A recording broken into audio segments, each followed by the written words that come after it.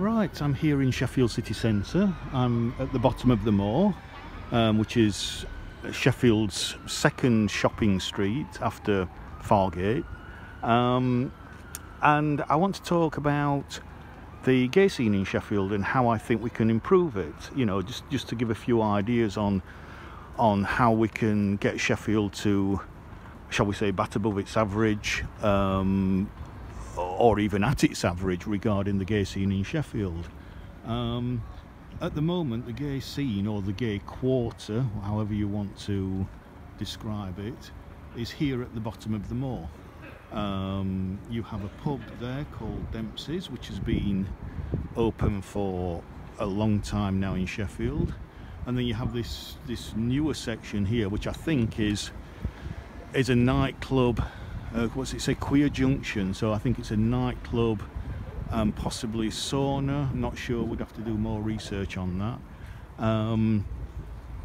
So there is a slight expansion in this area, but I think when Sheffield is clearly competing with other cities like Leeds and Manchester, having a gay quarter in, shall we say, on the periphery of the city centre, enclosed by this building here behind it, which is the Manpower Services Commission building,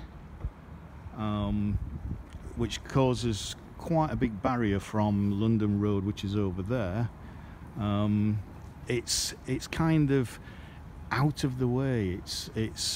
And this has been a problem with Sheffield's gay scene for many years. Many years ago,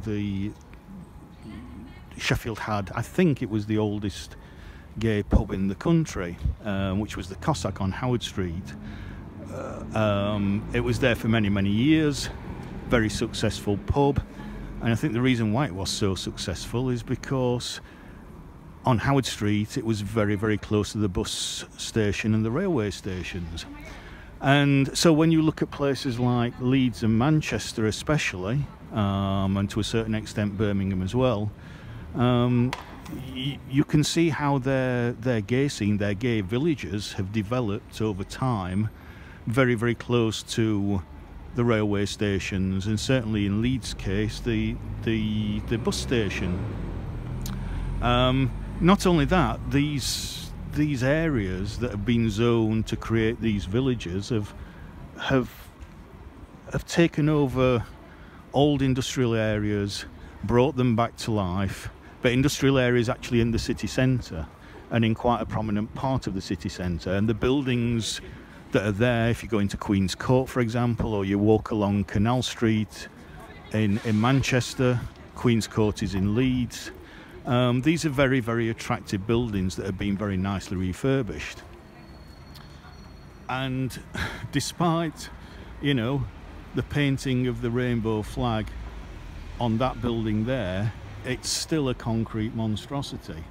Dempsey's as well is nothing worth shouting about. There are other really crass concrete buildings all around here.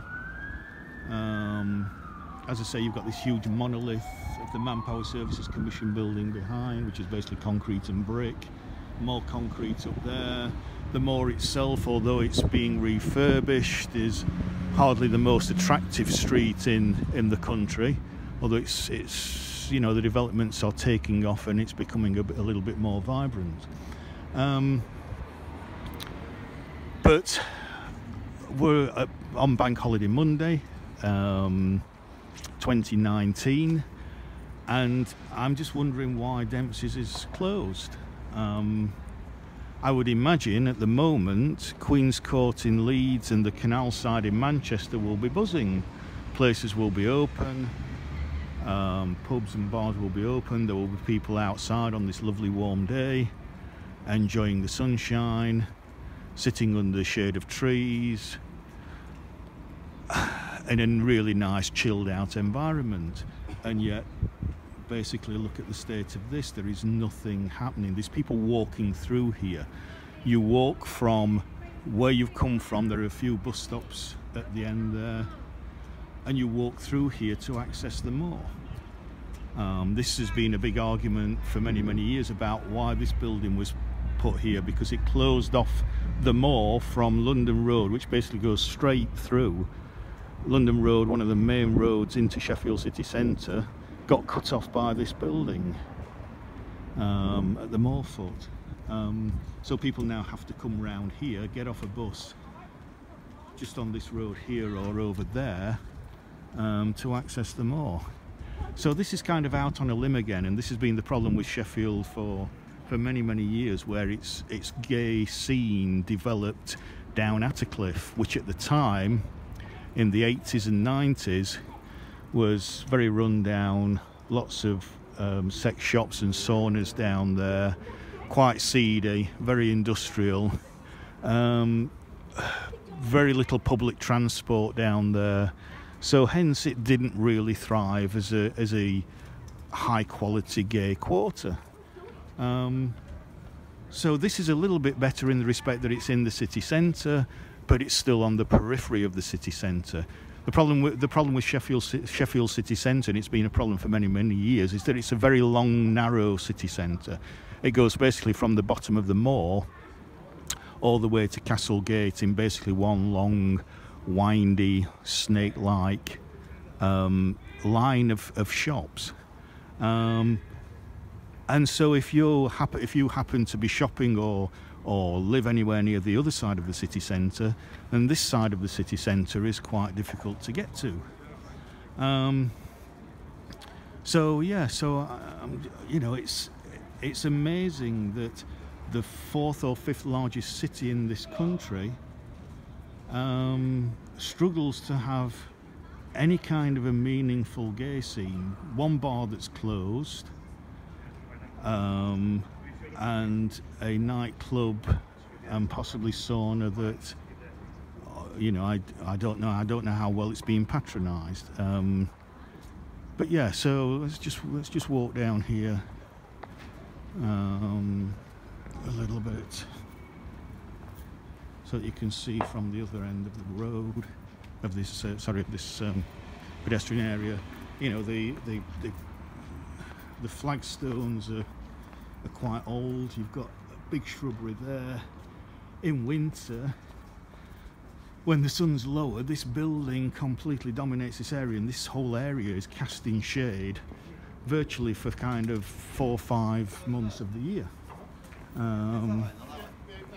So again, even in winter, it's not, you know, some people will be sat outside on a mild day in winter on Canal Street, but here you wouldn't want to, because it's cold, it's dirty, it's right next to the road and a couple of bus stops here. So again, you do have some public transport here, but it's not bringing people into this area from all over the city, and not just all over the city, but all over the region. Whereas in Manchester and Leeds, with the bus stations and the railway stations there, people come into their gay villages from all over the region, from all over West Yorkshire, all over Greater Manchester. That really doesn't happen here in Sheffield. So that's a quick rundown of why I don't think the gay scene in Sheffield is working so well. On my second video, I'm going to talk about where the scene should be located, and just to give a few ideas on how we can make the scene in Sheffield more attractive and get more people in, and just to be all round more successful, a more appropriate location for the gay scene or for a developing gay village in Sheffield. So that will be my second video. Okay, bye for now.